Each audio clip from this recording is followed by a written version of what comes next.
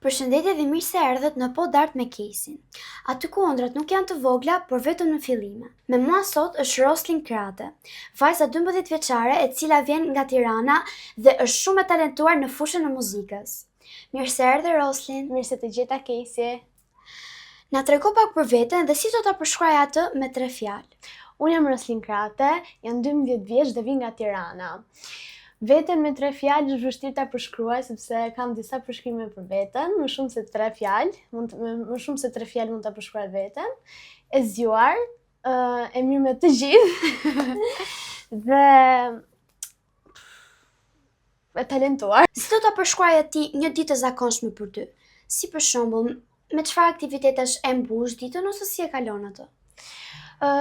Dita ime është mbushur me lloj-lloj aktivitetesh, duke qenë se unë kam edhe shumë pasione të tjera dhe jo vetëm muzikën dhe merrem nga pak me të gjitha. E po, kur e kuptove për herë të parë që ke talent në muzikë? Për herë të parë kam qenë shumë e vogël, edhe mami ma ka zbuluar atë lloj talenti. E po atëherë po më thua që ke një mama shumë të talentuar, pasi ajo ka zbuluar një artiste. Ja, nuk ja thot shumë muzikës, me thënë drejtë. Çfarë ndjen kur je në skenë? Në përshkruaj një ndjenjë, një emocion, qoftë edhe një frikë. Dhe a ke pasur ndonjë moment ku gjërat nuk kanë shkuar ashtu siç ti doja? Dhe nëse po, na tregon një rast. Po, ka pasur disa momente kur unë kam pasur frikë që të dal në skenë, jo kur kam qenë e vogël, por dhe tani që jam rritur, kam pas pasiguri për të dalë në skenë, sepse ndoshta kam qenë sëmur dhe ka pas atë frikën që nuk do fitoj, nuk do bëj kështu, po tani e kam kuptuar që jo fitoria, nuk është fitoria gjithçka. Të thënë të drejtën, në këtë përgjigje që the jam dhe unë me ty, pasi ka pas disa momente që edhe unë në X Factor kam qenë shumë smur dhe ka pas atë këtë herë nuk do t'ja dal fare mirë dhe kjo besoj se i ka ndodhur një herë të gjithëve. Cili është inspirimi yt në muzikë? Qoftë ky është shqiptar apo i huaj? Shqiptar është Elvana Gjata, është këngëtare ime preferuar. Mua më pëlqen shumë këngët e saj, është inspirimi im për të ardhmen dhe e përshëndes shumë Elvanën. Me sa di unë ke fituar shumë çmime, por cili ka qenë momenti ose çmimi më i veçantë për ty, e si do ta përshkruaje ti atë moment? Të gjitha çmimet janë të veçanta për mua, sepse çdo çmim ka një domethënie ndryshe, por çmimi më i veçantë ka qenë çmimi në Maltë, kam përfaqësuar Shqipërinë dhe kam dalë në vendin e dytë, që falenderoj shumë profesor Denis Taraj për këtë arritje. E po gëzohem për ty. Po si ndihesh ti kur dëgjon emrin tënd si fituese?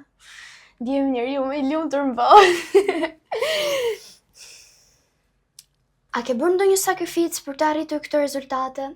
Si për shembull, a ke hequr dorë nga diçka tjetër për t'u përkushtuar fushës së këndimit?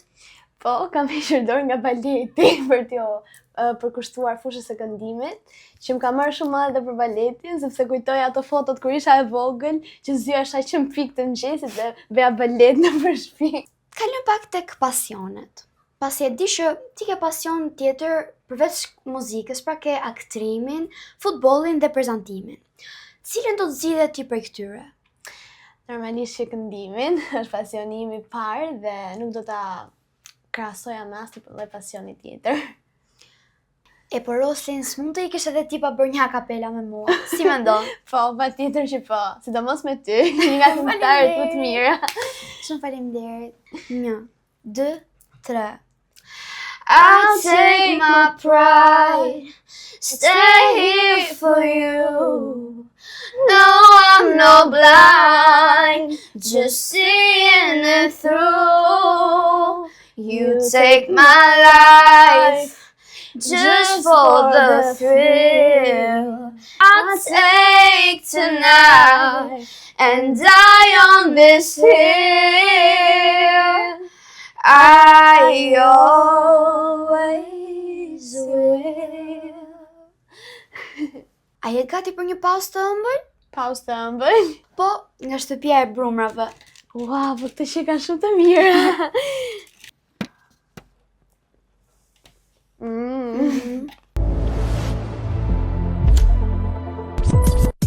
Check this out. Okay. I look good. Okay. On the street and I got my swag on. Okay. Get the money, gotta get my bag on. Okay. Triple back, flip out the whole scene.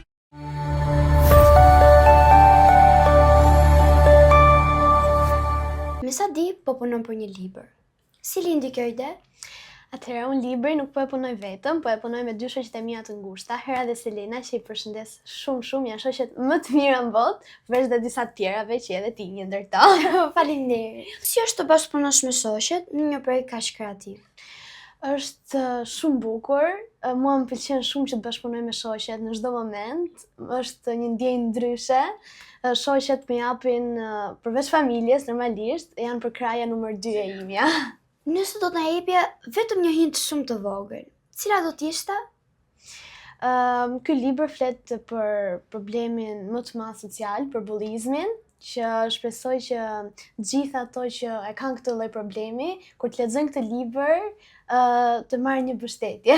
Është me të vërtetë një temë shumë e bukur, pasi për këtë temë nuk është që flitet aq shumë dhe mezë po pres që librin tënd së shpejti ta kem në duart e mia, ta lexoj dhe pse jo ta shpërndaj me miqtë e mi.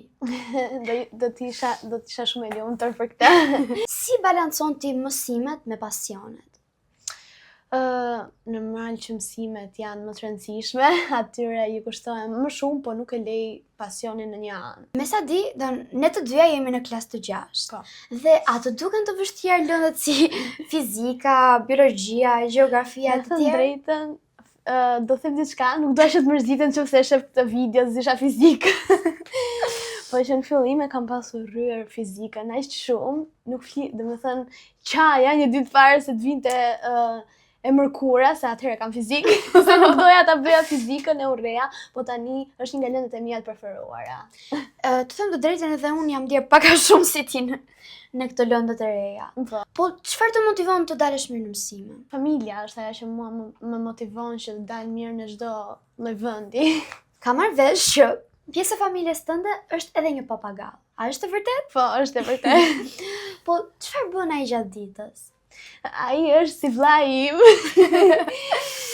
Kam mësuar dhe emrin tim, por jo emrin siç më thrasin gjatë Roslin, unë kam një emër tjetër, Loçi. Dhe kam mësuar dhe rri më thret gjithë ditën, Loçi, ku je? Po, a ka ndonjë fjalë tjetër ose shprehje që e përdor shpesh dhe a këndon ai me ty? Po, ai përdor shumë shprehje tjera, por shprehja që mua më pëlqen më shumë është wow. Kur unë këndoj, ai thotë wow, dhe kur dua t'i bëj toke, ai më jep dorën mua. Nëse do të zgjidhje ndërmjet dy kafshëve, të cilat janë qeni edhe papagalli, cilën për këtyre do të zgjidhje dhe pse? Normal që papagallin atë e kam në shtëpi, edhe por dhe qenushat janë shumë të mirë, besoj ti e di se si është që të kesh një qenush në shtëpi. E kam dashur gjithmonë që të kem një qenush, po që nëna ime nuk i ka qef qen fare. Edhe unë i kam lutur shumë herë prindrit, po ato kanë thënë jo. Se Kanë shumë problem që t'i bësh fjalë mua. Pak më lart më the se papagalli të thërriste Loçin. Nga erdhi ky emër? Ky emër ka një histori shumë të gjatë, po unë do ta tregoj shkurt. Atëherë, gjyshim, nga ana babit, kur kam qenë e vogël, më thriste Loçi. Edhe ky emër më ngeli Loçi. Po si u ndjeve kur të ngeli ky emër? Në fakt, ndjem më mirë me emrin Loçi sesa me emrin Roslin, sepse Loçi çdo njeri që më njeh thot po kush është Roslin? Nga që nuk njohin me atë lloj emri, po. Edhe gjithë më thrasin Loçi. Me sa po më thua, pak a shumë të pëlqen më shumë Loçi. Po tani, këtë të mbaje si emër artistik, Loçi apo Roslin? Kam shumë qejf që të mbaj emrin Loçi, por Roslin është emër më i veçantë normalisht. Po. Por ndoshta gjejmë edhe ndonjë emër tjetër që mund ta mbaj si emër artistik. Po. Cila është ëndra jote më e madhe për të ardhmen? Të jem një këngëtare suksesshme dhe t'i bëj krenar të gjithë. Çfarë të frikson ty më shumë në rrugën drejt suksesit? Pengesat që mund të më bëjnë të tjerët. Se jeta jote do të ishte një këngë. Si do të titullohej ajo edhe pse? A do titullohej Heroja Mon, është kënga ime më e fundit dhe është kënga më e bukur që falenderoj Endreçanin që e bëri pjesë të jetës time atë këngë, sepse është një nga këngët më të bukura. Pak ka shumë kënga që të përfaqëson ty apo? Po, është kënga që më përfaqëson mua. Çfarë do dohesh njerëzit të kuptonin tek ti që ndoshta nuk e shohin?